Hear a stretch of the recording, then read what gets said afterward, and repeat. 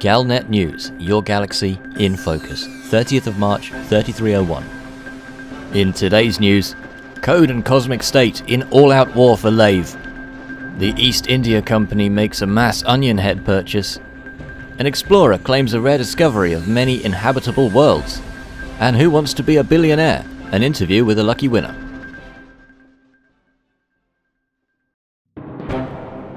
Some news from the Alliance now. And while the Federation and Empire are busy fighting their own squabbles, the latest news out of Lave is that all-out war has emerged between two pilots' Federation member groups, Code and Cosmic State. Code, a self-proclaimed piracy group, aim to take from the rich and give to the poor, but add that they are not afraid to count themselves among the poor. Cosmic State are a mercenary group, and reports suggest this organization have been hired by Adel's Armada in order to remove what they perceive as a persistent piracy problem in Lave, presented by the members of Code. Tensions ran high in the Lave system, with one Cosmic State pilot accusing Code of being a bunch of pirate piss babies. Lave and the surrounding area have become a hotbed of space skirmishes in recent months due to the high availability of rare goods and the number of stars in close proximity within the area. This isn't the first time Code and Cosmic State have been embroiled in open conflict. Galnet reported on the 8th of March this year that Waranus, in Lave, was the scene of an encounter between these two violent factions, but the situation now seems to have developed beyond a single encounter. This will leave independent traders and more peaceful pilots wary of bringing their business and expensive private ships to the Lave system to avoid the risk of becoming a target. With no clear upper hand gained at the moment, and significant financial support backing both factions, the conflict appears to be set to continue for the foreseeable future, and Galnet will continue to provide updates as the situation develops. Now that Onionhead appears to have returned to Kappa Fornacis, in defiance of recent federal biological attacks on the planet of Panem, which purported to have wiped out the crop, traders are starting to return to the once downtrodden system to pick up this rare and valuable cargo, for the purposes of both profit and personal use. The East India Company, one of the larger Pilots Federation members aligned with the Empire, made a strong show of support for the Kappa Fornacis Farmers Union yesterday, as dozens of their members flocked to Panem to mass purchase Onionhead in an apparent show of support for galactic freedoms. Their public relations officer, Juris Macus, gave a speech at Harvestport to mark the occasion. Citizens of Kappa Fornacis, members of the Kappa Fornacis Farmers Union, journalists of the greater galactic press outlets, and all of those abroad listening to these words.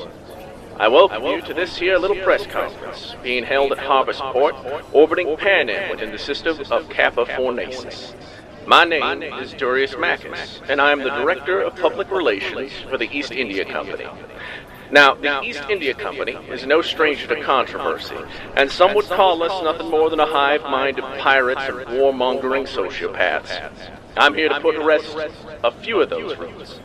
Recently, I'd read stories of the return of the narcotic crop Onionhead here at Harvestport, and my mind strayed back to all those terrible stories of the glassing of Panem and the projected loss of revenue to poor citizens of the planet and of the system. It is just a reminder to the bloodthirsty regime of the federal president, Halsey.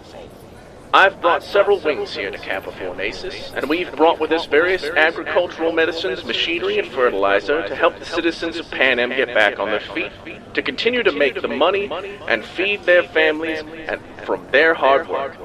In turn, the EIC will be making a mass purchase of available supply of the Onionhead crop to be sold where it is legal within the Empire. As some of you may know, the Empire does not object to the recreational use of narcotics and the prohibition of such substances by system governors within Empire space is extremely rare. I can only express my deepest disgust with the actions of President Halsey upon these poor people with the following statement. Shame on you, Madam President. The past 3 months have proven you to be nothing more than a tyrant and hungry for war. While I may not be a federal citizen, as a citizen of the greater galaxy, I find your actions to be appalling. And if I were a federal citizen, I would call for your immediate resignation. I call upon my fellow members of the Pilots Federation to come to Kappa Fornacis and help get this system back on its feet. There's some mighty friendly people here at Harvestport, and they'll welcome you with open arms like any good neighbor.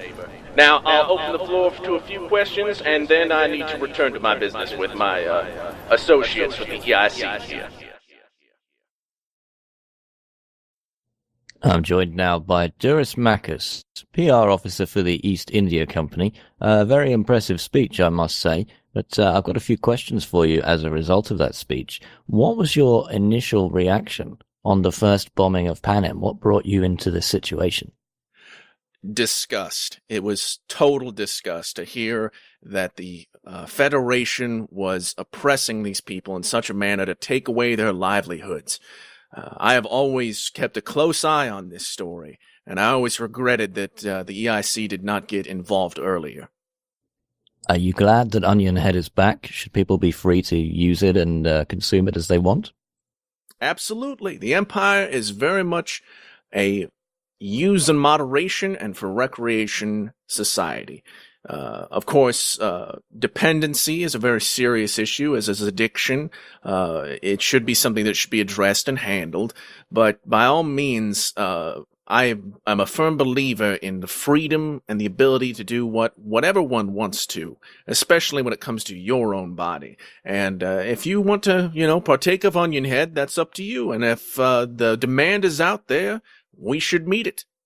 And what about Mr. Macus personally? Are you a user of Onion Head, or are you merely here to purchase it as a statement? I'm here to purchase it as a statement, and that is all. I myself prefer cigars and fine bourbon, and that's about it. And finally, President Halsey's approval rating has proven to be very poor in recent polls. Should she step down? Well, as an Imperial, I have no say in the matter, but from a personal standpoint, I think she should step down as soon as possible, or at the very least, a vote of no confidence or some such should come down through the government lines, and they should get her out of office pronto. Duris Macus, thanks for joining me. I'm glad to be here. Some further exploration news now. An explorer returning from an extended surveying mission has found himself the focus of unexpected attention. The journey had taken him along the Norma Arm, conducting detailed scans before circling back and passing through the Statue of Liberty Nebula. Among his discoveries was a long stretch of systems rich in mineral deposits, as well as Earth-like or easily terraformed worlds, all within easy reach of one another. This discovery caught the attention of startup exploration and terraforming company Odyssey Expeditions, who heralded this find as a potential pivotal moment in mankind's expansion outside currently inhabited space. CEO and founder Preston Tucker had this to say about the find. While many metal-rich and terraformable worlds have been discovered by many brave explorers, the composition and proximity of these worlds to one another make them ideal for an ambitious, sustainable, pioneering program, one Odyssey Expeditions is eager to pursue. This was the commander's first real expedition, and he didn't even use an explorer ship. He bought a used Lakon Type 6 and jury-rigged it for deep space exploration. This man left our systems aimless and returned a ranger.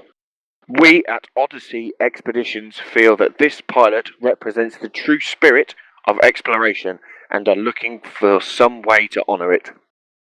The pilot, wishing to remain anonymous at this time, had no comment. The brief was simple but deadly. 15 rookie Sidewinder pilots, 1 winner. The prize? 1 billion credits. What kind of commander would be brave enough to face such long odds in the hope of making a vast fortune? I'm joined by Commander Bob the Nailer, who successfully defeated those odds to grab the 1 billion credit prize. So what motivated you to take part in such a risky event? Are you completely crazy, or just completely confident? I wasn't confident. I was either crazy or foolish, and I was tempted by the monetary payout, naturally.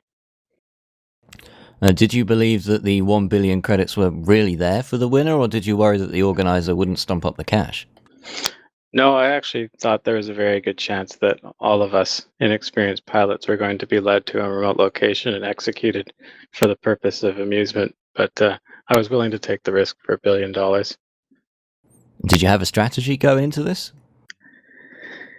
Yeah, when it came to the fight, my strategy was to not get right into the mix immediately and instead see how everybody else was going to play it out. So, as we were waiting for the countdown, I stayed around the perimeter and I waited for people to start engaging, and then I tried to basically keep my back to the outside edge of the fight. And how did you choose to set up your Sidewinder to give you the best possible chance? Unfortunately, I am actually quite new as a pilot for the Federation, so I wasn't aware that you had to scout ahead to figure out where you're going to outfit your ships. So I flew to the system where the combat took place, which was Reed Quat, and I assumed that I would be able to park my Cobra at the nearest base and purchase a Sidewinder and outfit it as best I could for combat, but it turned out that all I was able to purchase at that base was a bone stock Sidewinder, so that is how I came to the fight. And yet you still managed to win. What was your reaction when you found out that you'd won? Well, it was initially I was in disbelief that I had won, and I was correct to be in disbelief because I hadn't in fact won. What happened was there were actually only 5 pilots who showed up for the final match, and it took quite a while to get through all of the scrapping. And when I finally made through what I thought was the last Sidewinder, I had about 40% hull remaining. And I waited for some type of an announcement that it was over and that I'd won, or that I was going to now be obliterated by our host. And instead, I noticed a Sidewinder came flying at me from outside my sensor range and slammed into my ship and took my hull down another 10 or 15% and took my shields offline. And it turned out that this final pilot had spent the entire fight waiting behind our host, who was in a really large Anaconda. So he had never engaged any of the other ships during the combat, and he never showed up red on any HUDs. And so he looked like an observer to us, to myself, and probably to the other combatants. So when I thought it was over, I was actually about to get hit by him. And then 5 or 10 minute dogfight ensued where this Commander Ziba and myself were dogfighting. I had a very, very battered Sidewinder with very little shields left. My hull was quite damaged, and I accidentally engaged an Eagle pirate during the fight, and I managed to get out of that one, but it hurt me quite badly as well. So Ziba had no weapons, but he had a perfectly untouched ship, and he proceeded to try and ram me into submission while I tried to keep his shields coming down and then hitting his hull. It was really difficult, but eventually I was down to 5% hull when I finished him off. And then it was just relief, and tried to relax. My hands were stiff from working the throttle and stick controls for so long. I just stopped the ship and listened to what our host had to say and waited to see if it was actually all going to happen. What an incredible story. And what are you going to be doing with this newfound fortune? The first thing I did was buy several full cargo loads of the most expensive goods I can find of palladium, and then shared that with some of the other pilots who were part of the contest with me. I met up with a couple of them in the Tanmark sector the day after the event, and I filled up my hold with palladium, and I went out and we met together in a secret location, and I dumped it all into the open abyss so they could all scoop it up, and we spent about 2 hours chatting and some of them practicing maneuvering while scooping, because we're all pretty new pilots, which was the part of the point of his contest. And then once I was finished with that, I upgraded my Cobra to an ASP, which I was planning to do anyways, but that allowed me to do it a little bit quicker. And I outfitted it for long-range exploration, and now I'm going to go and chart some nebulae and see some constellations. I've never been far out of populated space, but now that's my goal. Well, congratulations, Commander Bob the Nailer. True gentleman. Thanks so much for joining me. Thanks for having me. That's the Galnet news for today. Tune in next time to keep your galaxy in focus.